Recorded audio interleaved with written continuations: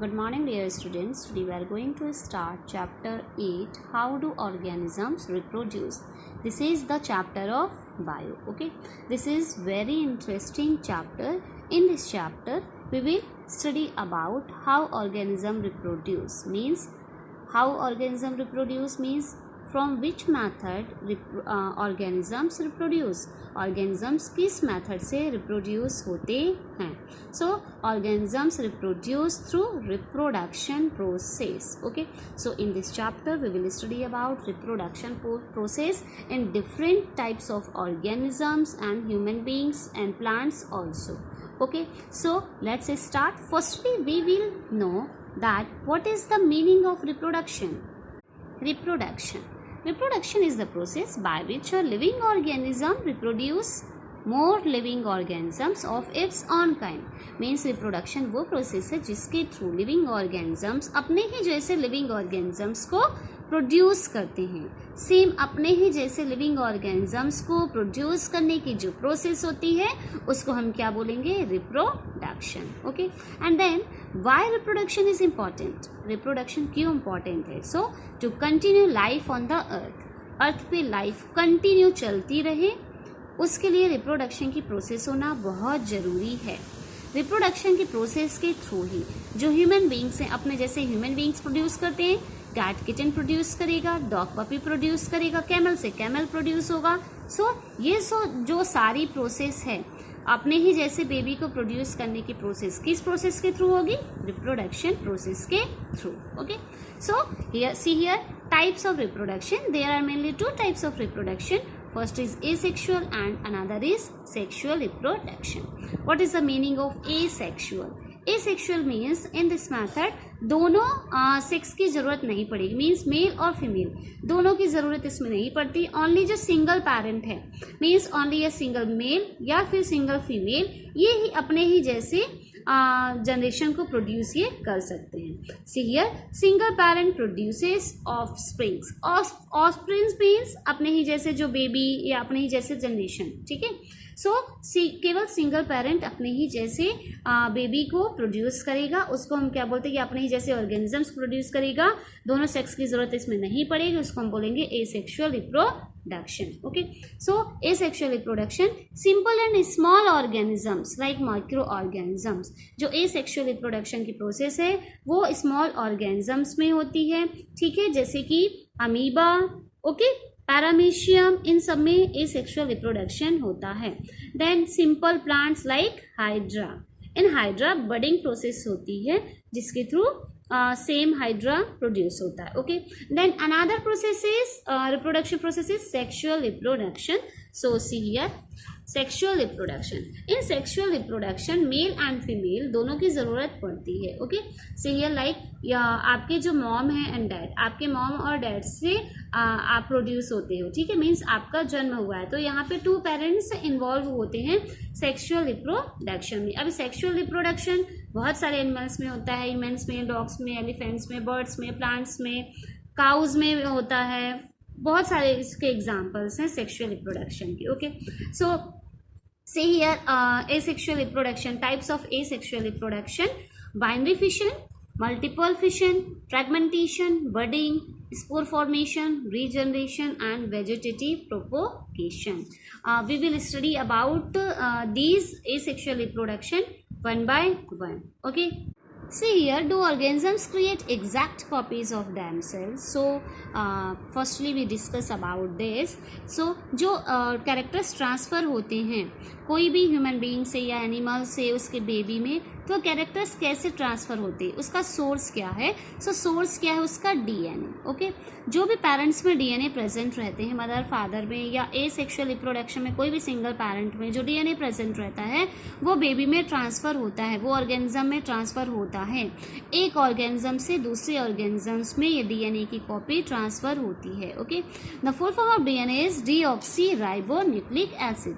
DNA deoxyribonucleic acid. और DNA जो रहता है वो एक इंफॉर्मेशन सोर्स रहता है. मीन्स हमारी बॉडी में राइबोसोम न्यूक्लिक एसिड को इंफॉर्मेशन देता है डीएनए की प्रोटीन फॉर्म करना है. प्रोटीन सिंथेसिस के लिए राइबोसोम को मैसेज ट्रांसफर कौन करेगा? डीएनए. ओके। सो ये डीएनए एक जो रहता है वही रीज़न है रिप्रोडक्शन की प्रोसेस के थ्रू जो सेम बेबी प्रोड्यूस करते हैं ह्यूमन बीइंग्स, उसका रीज़न यही है कि एक पेरेंट से दूसरे पेरेंट में दूसरे जो ऑफस्प्रिंग्स प्रोड्यूस हो रहे हैं, बेबी प्रोड्यूस हो रहा है, उसमें डीएनए ट्रांसफ़र होगा। अब क्वेश्चन ये है कि क्या सेम कॉपी ट्रांसफ़र होती है? सो आंसर ये है कि सेम कॉपी ट्रांसफ़र नहीं होगी। डीएनए जो ट्रांसफ़र होता है उसमें कुछ वेरिएशंस होता है। यदि सारे सेम डीएनए ही ट्रांसफ़र हो जाएगा तो सेम आइडेंटिकल वही बेबी प्रोड्यूस होगा, जैसा पेरेंट्स का फेस है वैसा ही प्रोड्यूस होगा, बट ऐसा तो होता नहीं है। जो पेरेंट्स से थोड़ा बहुत डिफरेंट बेबी रहता है। सो उसका रीज़न ये है कि 99.9% जो डीएनए है वो पेरेंट से बेबी में सेम ट्रांसफ़र होता है, बट ओनली 0.01% डीएनए में चेंजेस होते हैं, डीएनए में वेरिएशंस होते हैं। इसीलिए कोई भी बेबी या कोई भी ऑर्गेनिज्म जो प्रोड्यूस हो रहा है वो अपने पेरेंट ऑर्गेनिज्म या पेरेंट पर्सन से डिफरेंट होता है। Okay, next question, the importance of variation. What is the importance of variation? तो वेरिएशन की इम्पॉर्टेंस ये है, जो भी चेंजेस प्रोड्यूस हो रहे हैं न्यू जनरेशन में, उसका इम्पॉर्टेंस ये है कि यदि कोई भी बेबी या कोई भी इंडिविजुअल जो प्रोड्यूस हो रहा है तो वो जब प्रोड्यूस होगा तो उसको तो कोई प्रॉब्लम नहीं हो रही है, बट कभी यदि इन्वायरमेंट में चेंजेस आते हैं तो जो बेबी या जो इंडिविजुअल उस इन्वायरमेंट के कंडीशन के अकॉर्डिंग अपने आप को एडजस्ट कर लेता है, उसके बॉडी में एंटीबायोटिक डेवलप हो जाती है कि वो इस एनवायरनमेंट में खुद को एडजस्ट कर पाए, उसकी बॉडी उस एनवायरनमेंट के अकॉर्डिंग खुद को एडजस्ट कर ले, वही लिविंग ऑर्गेनिजम्स उस एनवायरनमेंट कंडीशन में, क्लाइमेट कंडीशन जो चेंज होती है उसमें सरवाइव करेंगे।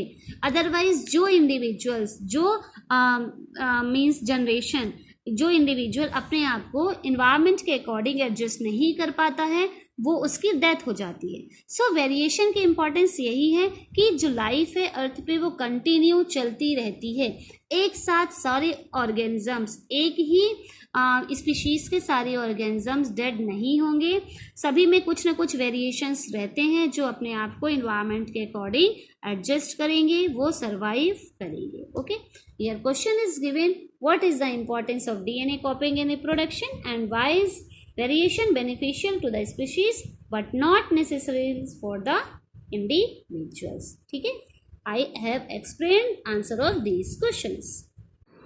Then modes of reproduction used by single organism. Single organisms means केवल सिंगल पेरेंट से जो रिप्रोडक्शन की होता है, हम उनके बारे में स्टडी करेंगे। Okay, so see the activity 8.1, dissolve about 10 gram of sugar in 100 ml of water, take 20 ml of this solution in a test tube and add a pinch of yeast granules to it. आपको क्या करना है, 100 ml water लेना है और उसमें 10 gram sugar को add कर देना है। ठीक है, अब उसका 20 ml सॉल्यूशन लेना है जिसमें आपने 10 ग्राम शुगर ऐड किया था, उसको 20 ml सॉल्यूशन को क्या लेना है, आपको लेना है और उसमें ईस्ट पाउडर आता है, मार्केट मिलता है, उसको लेके ऐड कर देना है। Okay, then put a cotton plug on the mouth of the test tube and keep it in a warm place. आपको क्या करना है, टेस्ट ट्यूब में आपने 20 ml सॉल्यूशन निकाल लिया था, उस टेस्ट ट्यूब पे आपको कॉटन प्लग मतलब कॉटन फिक्स कर देना, लगा देना है। ठीक है, और उसको वार्म प्लेस पे रख देना है। After 1 or 2 hours put a small drop of yeast culture from the test tube on a slide and cover it with a cover slip. अब आपको क्या करना है, 1 or 2 hours तक रखने के बाद आपको उस जो टेस्ट ट्यूब में आपने ईस्ट जिसमें पाउडर रखा डला हुआ था, कॉटन प्लग आपने जिसमें लगाया था, उसको क्या करना है, उसका थोड़ा सा स्मॉल ड्रॉप आपको लेनी है और एक कवर स्लाइड लेना है और उसमें उस ड्रॉप को ईस्ट पाउडर जो ईस्ट कल्चर है उसको निकाल के उस पर ड्रॉप रखनी है और कवर स्लिप से उसको कवर कर देना है। ठीक है, अब आपको क्या करना है, माइक्रोस्कोप के अंदर उसको ऑब्जर्व करना है। तो जब आप माइक्रोस्कोप के अंदर ऑब्जर्व करोगे तो आपको ईस्ट सेल्स की ग्रोथ दिखेगी।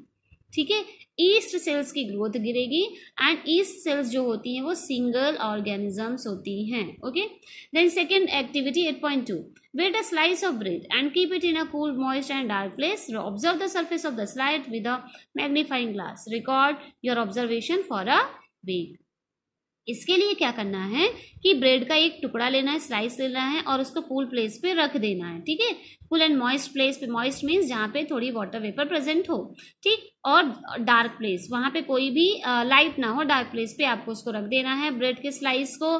देन आपको क्या करना है, कुछ टाइम के बाद क्या करना है, उसको स्लाइस का टुकड़ा जो है उसको मैग्नीफाइंग ग्लास या तो फिर मैग्नीफाइंग ग्लास से आप उसको ऑब्जर्व करो, ठीक है। सो अब आपको क्या दिखता है, ठीक है, ऑब्जर्व करने के बाद आपको क्या दिखेगा, तो आपको बहुत सारी ऐसे बड़ी बड़ी ग्रोथ ऐसे दिखेगी, फंगी की जो होती है वो बहुत सारे ग्रोथ पे राइजोपर्स बैक्टीरिया क्या करते हैं, ग्रो कर जाते हैं, ठीक है। आपको ब्राउन और ब्लैक कलर के बैक्टीरिया उस पे ग्रो करते दिखेंगे, okay. And see fission, this is the asexual reproduction, okay. We have seen asexual reproduction, binary fission, multiple fission, fragmentation, budding, spore formation, regeneration and vegetative propagation, okay. So firstly we see binary fission, okay. In binary fission process में क्या होता है, जो single micro organisms रहते हैं like amoeba, this is amoeba, okay. जो single micro organism जो ये अमीबा है उसका सबसे पहले क्या डिवाइड होता है, nucleus, this is the nucleus of amoeba. तो फर्स्टली जो न्यूक्लियस होता है वो 2 न्यूक्लियस में डिवाइड होता है, ठीक है। और जब ये 2 न्यूक्लियस में, यहाँ पे देखो पहले ये इलोंगेट हो रहा है, जो न्यूक्लियस हो रहा है वो इलोंगेट हो रहा है, इलोंगेट हो रहा है, उसका साइज बढ़ रहा है।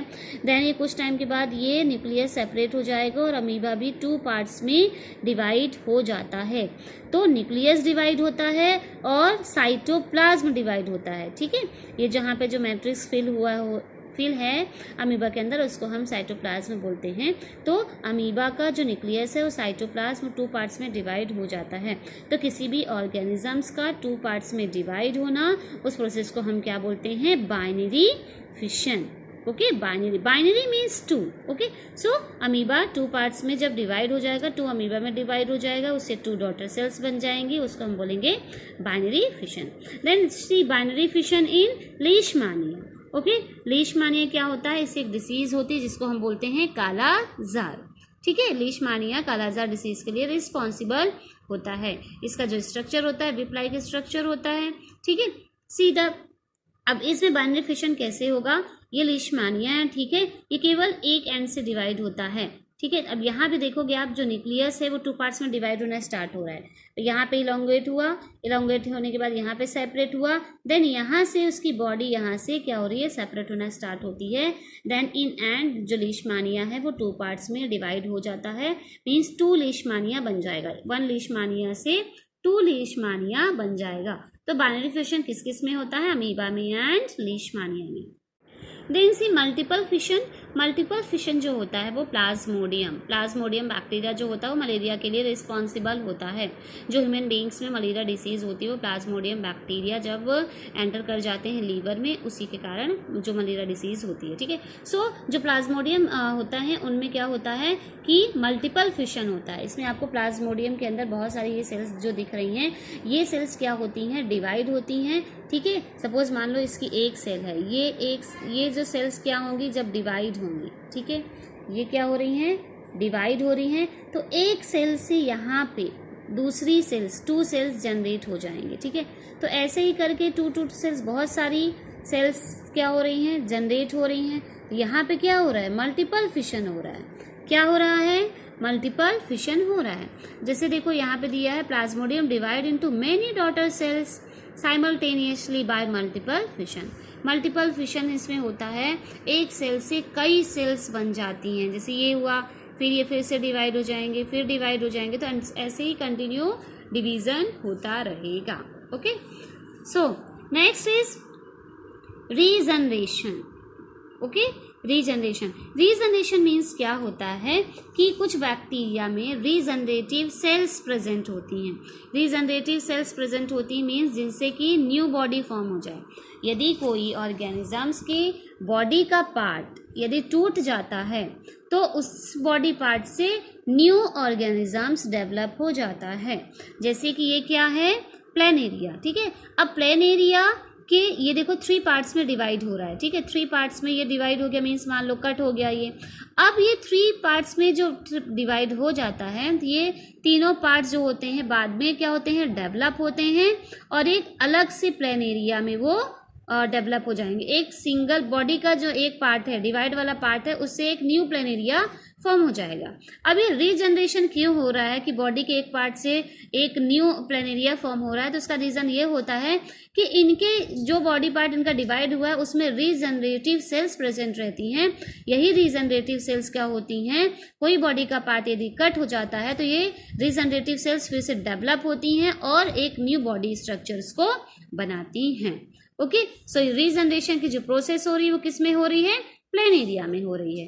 देन बडिंग प्रोसेस जो होती है वो हाइड्रा प्लांट्स में होती है, ठीक है, और जो पोटैटो होती है उसमें भी होती है बडिंग प्रोसेस। सो बडिंग प्रोसेस में क्या होता है, ये हाइड्रा है, ठीक। हाइड्रा में सबसे पहले क्या होता है, जैसे कि फ्लावर्स वगैरह में आप बर्ड देखते हो बनती है, वैसे ही हाइड्रा में यहाँ पे बर्ड फॉर्म होना स्टार्ट होती है। इसको टेंटिकल्स बोलते हैं, ठीक है, इसको क्या बोलते हैं, टेंटिकल्स बोलते हैं। इसी से जो हाइड्रा होता है वो अपने जो प्रे रहता है या फूड जो रहता है उसको खाता है।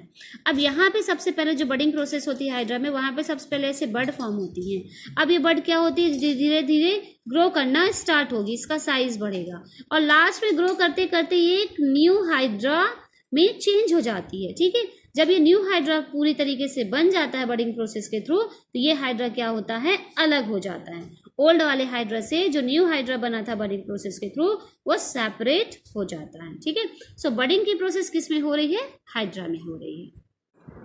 Seen spirogyra, okay, spirogyra.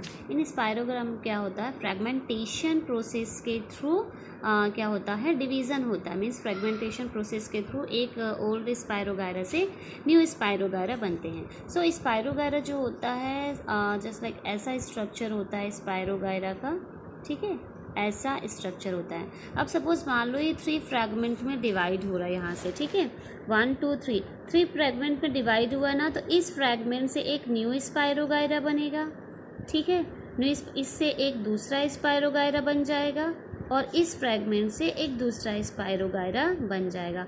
Means एक फ्रैगमेंट से एक न्यू स्पाइरोगायरा बन रहा है, ठीक है। सो जो फ्रैगमेंटेशन प्रोसेस होती है उसमें कोई ऑर्गेनिज्म न्यू फ्रैगमेंट में क्या होता है, ब्रेक होता है, उसके बाद जो न्यू फ्रैगमेंट्स बनते हैं उस फ्रैगमेंट से एक न्यू ऑर्गेनिजम्स फॉर्म हो जाता है, ठीक है। सो इसी प्रोसेस को हम क्या बोलते हैं, फ्रैगमेंटेशन, क्योंकि इस प्रोसेस में एक न्यू फ्रैगमेंट से एक न्यू बॉडी फॉर्म हो रही है, इसलिए इस प्रोसेस को हम क्या बोल रहे हैं, फ्रैगमेंटेशन, ठीक है। देन वेजिटेटिव प्रोपेगेशन, ओके, जो वेजिटेटिव प्रोपेगेशन की प्रोसेस होती है, रिप्रोडक्शन प्रोसेस जो होती है वो प्लांट्स में होती है। इसमें क्या होता है, प्लांट्स के किसी प्लांट्स के रूट के पार्ट से, स्टेम से या लीफ से एक न्यू प्लांट्स क्या हो जाता है, डेवलप हो जाता है। उसको यदि आप सारी कंडीशंस प्रोवाइड करते हो, उसको सारी कंडीशंस मिल रही हैं, वाटर, सॉइल, तो एक न्यू प्लांट्स क्या होता है, डेवलप हो जाता है। तो प्लांट के किसी पार्ट से एक न्यू प्लांट का डेवलप होना, उसी को हम क्या बोलते हैं, वेजिटेटिव प्रोपेगेशन। जैसे कि वेजिटेटिव प्रोपेगेशन की प्रोसेस यहाँ पे ब्रायोफिलम में दी गई है। तो जो ब्रायोफिलम होता है उसकी लीफ, उसमें लीफ के थ्रू प्रोपेगेशन की प्रोसेस होती है। एक लीफ से ही न्यू लीव्स इसमें जनरेट होती हैं। ये जो आप देखेंगे कि लीफ जनरेट होती है उसमें रूट भी बन जाती है, ठीक है। यदि इस एक लीफ को हम लेके कहीं भी सॉइल में डाल देते हैं तो ये लीफ से ही न्यू लीफ और रूट जनरेट हो जाती है, ठीक है। सो ये ब्रायोफिलम एक बहुत ही जनरल एक एग्जांपल है। अदरवाइज आप पोटैटो में देख सकते हो, ठीक है, पोटैटो में जो बर्ड्स फॉर्म होती हैं, ऐसे ये पोटैटो रहती है, इसमें ऐसे ऐसे ग्रीन ग्रीन टाइप्स की बर्ड्स रहती हैं। तो एक बर्ड से क्या होता है कि यदि इस पोटैटो को यदि हम सॉइल में डाल देते हैं, ठीक है, तो इनसे एक बर्ड से एक न्यू पोटैटो फॉर्म हो जाता है, एक न्यू पोटैटो फॉर्म हो जाता है, ठीक। और ऐसे ही आप क्या कर सकते हो, मनी प्लांट ले सकते हो। मनी प्लांट का एक पार्ट कट कर लो, उसमें कम से कम एक लीफ होनी चाहिए, उसको आप वाटर में रख दे दो तो आफ्टर फ्यू डेज देखोगे कि एक फ्रेश लीव्स वाला मनी प्लांट डेवलप हो जाता है। ऐसे ही किसमें आप क्या कर सकते हो, जो रोज़ का प्लांट आता है उसमें भी आप क्या करते हो, उसकी स्टेम को कट करके लगाते हो, ठीक है। है। तो बहुत सारी जो ग्राफ्टिंग की टेक्निक होती हैं, लेयरिंग की टेक्निक होती है, ये सब किस में आती है? वेजिटेटिव प्रोपेगेशन के थ्रू आती हैं। मीन्स प्लांट के एक किसी पार्ट को लेकर जो न्यू प्लांट डेवलप होता है उसको हम, उस प्रोसेस को हम क्या बोलते हैं? Vegetative propagation. से या tissue culture. Next is tissue culture. In tissue culture, new plants are grown by removing tissue or separating cells from the growing tip of a plant. इसमें कोई भी प्लांट जो ग्रो कर रहा है उसका जो टिप वाला मीन्स अपर वाला जो पोर्शन होता है उसमें से सेल्स को, प्लांट के सेल्स को या टिश्यू को क्या किया जाता है? सेपरेट किया जाता है और उस प्लांट और सेल से ही न्यू प्लांट्स, उस सेल और टिश्यू से ही न्यू प्लांट डेवलप होता है। Okay, the cells are then placed in an artificial medium where they divide rapidly to form a small group of cells और कैलस। अब जो हमने सेल और टिश्यू सेपरेट किया है उसको एक ऐसे मीडियम में रखा जाता है जहाँ पे वो सेल्स कंटिन्यू डिवाइड होती रहती हैं और एक स्मॉल ग्रुप्स ऑफ सेल्स वो फॉर्म करती हैं जिसको हम बोलते हैं कैलस। ठीक है, the cells is transferred to another medium containing hormones for growth and differentiation. अब ये जो सेल्स का ग्रुप है उसको एक ऐसे मीडियम में ट्रांसफ़र किया जाता है जहाँ पे वो सेल्स ग्रो कर सकें और उनकी ग्रो करने के लिए सारी कंडीशंस हो, सारे हार्मोन्स हो, सारे न्यूट्रिएंट्स हो जो प्लांट्स को ग्रो करने के लिए चाहिए होते हैं। तो सेल्स को ऐसे मीडियम में ट्रांसफ़र कर दिया गया जहाँ पे प्लांट्स को ग्रो करने के लिए सारे कंडीशंस, हार्मोन्स अवेलेबल हों। The plantlets are then placed in the soil that they can grow into mature plants। अब जो ये पेट्री डिश एक रहती है, प्लास्टिक की रहती है, कांच की रहती है, उसमें जब ये प्लांट्स सारे हार्मोन्स और सारी चीज़ें उनको मिलती है तो ग्रो कर जाते हैं। अब इन प्लांटलेट्स जो स्मॉल प्लांट्स रहते हैं उनको प्लांटलेट्स बोला जाता है। अब उनको सॉइल में लगा दिया जाता है ताकि वो ग्रो करें और एक मैच्योर प्लांट में डेवलप हो जाएं। Using tissue culture, many plants can be grown from one parent in disease-free condition। Tissue culture का जो टेक्निक का जो यूज़ होता है ऐसे प्लांट्स को ग्रो करने के लिए किया जाता है। मीन्स उस प्लांट्स में कोई भी डिसीज़ ना हो। प्लांट्स में बहुत सारी डिसीज़ होती हैं। ठीक है, this technique is commonly used for ornamental plants. किसके लिए मेनली हम यूज़ करते हैं? ऑर्नामेंटल प्लांट्स, जो डेकोरेटिव प्लांट्स होते हैं ना, उनके लिए यूज़ किया जाता है। Okay, so in simple way आप टिश्यू कल्चर को बोल सकते हो कि टिश्यू कल्चर एक ऐसी टेक्निक्स है जिसमें प्लांट्स के सेल्स को, टिश्यू को सेपरेट किया जाता है। अब उस सेल और टिश्यू को एक ऐसे मीडियम में रखा जाता है जिसमें सेल्स कंटिन्यू ग्रो करती हैं। ऐसा उसमें सारे मीडियम में सारे हार्मोन्स और न्यूट्रिएंट्स रहते हैं जिसमें सेल्स कंटिन्यू ग्रो करती हैं प्लांट्स की, और प्लांट्सलेट्स बनते हैं। उस प्लांट्सलेट्स को सॉइल में लगाया जाता है और उस प्लांट्सलेट से एक ग्रो करने के बाद, प्लांटलेट्स के ग्रो करने के बाद एक न्यू प्लांट्स बनता है। Okay, then spore formation. इन स्पोर फॉर्मेशन की जो प्रोसेस होती है वो किसमें होती है? Even in many simple multicellular organism specific reproductive parts can be identified. ऐसे ऑर्गेनिज्म में जिनके जो रिप्रोडक्टिव पार्ट है, मीन्स जहाँ से रिप्रोडक्शन हो रहा, मीन्स जिससे न्यू ऑर्गेनिज्म बनेगा उसको हम आइडेंटिफाई कर सकते हैं। ऐसे मल्टी सेलुलर ऑर्गेनिज्म में इसकी प्रोसेस होती है, स्पोर फॉर्मेशन प्रोसेस के थ्रू रिप्रोडक्शन होता है। The thread like structures that develop on the bread in activity 8.2। हमने 8.2 में क्या पढ़ा था? ब्रेड को जो स्लाइस को जब हम छोड़ देते हैं तो उसके ऊपर एक मीन्स कॉटन के जैसा एक डेवलप होता है, ब्राउन और ब्लैक कलर का, उसी को बोला जा रहा है। ठीक है, सो thread-like structures that develop on the thread in activity 8.2 above are the hyphae of the braid mold rhizopus। जैसे कि ये, ठीक है, ये राइजोपस होते हैं। इसी में क्या होता है? स्पोर्स बनता है। They are not reproductive parts. On the other hand the tiny blob on a stick structure are involve in reproduction. ये वाले जो होते हैं ये स्पोर्स होते हैं, इन्हीं से क्या होता है? रिप्रोडक्शन होता है। ठीक है, which contain cells or spores that can eventually develop into a new rhizopus individuals। अब इन्हीं में क्या होती है? जो स्पोर्स हैं इन्हीं सेल्स बोल दो या स्पोर्स बोल दो, ठीक है। तो एक सिंगल स्पोर से एक नया राइजोपस डेवलप हो जाता है, ठीक है। The spores are covered by thick walls that protect them until they come into contact with another moist surface and can begin to grow. अब ये जो स्पोर्स हैं इनके ऊपर एक कवरिंग होती है, और ये कवरिंग तब तक इनको प्रोटेक्ट करके रखती है स्पोर्स को, जब तक इनको एक ऐसा मीडियम नहीं मिलता है, मॉइस्ट मीडियम नहीं मिलता है, डार्क प्लेस नहीं मिलती है, जब तक ये ग्रो ना कर पाए तब तक इनके ऊपर की जो कवरिंग रहती है इनको प्रोटेक्ट करके रखती है। सो सिंपल वे में स्पोर फॉर्मेशन वो प्रोसेस होती है जिसमें स्पोर के थ्रू एक स्पोर से सिंगल एक मल्टी सेलुलर ऑर्गेनिजम्स ग्रो कर जाए। Okay, so here question is given many questions. How does binary fission differ from multiple fission? तो बाइनरी फिशन में क्या होता है, एक सेल से 2 सेल्स बनती है, बट मल्टीपल फिशन में सेल का कंटिन्यू डिवीजन होता रहता है। How will an organism be benefited if it reproduces through spores? Spores के थ्रू जो ऑर्गेनिजम्स रिप्रोड्यूस होता है वो किस में होता है, मल्टी सेलुलर ऑर्गेनिज्म में होता है, और एक स्पोर से बहुत सारे ऑर्गेनिजम्स बन जाते हैं। Can you think of reasons why more complex organism cannot give rise to new individuals through regeneration?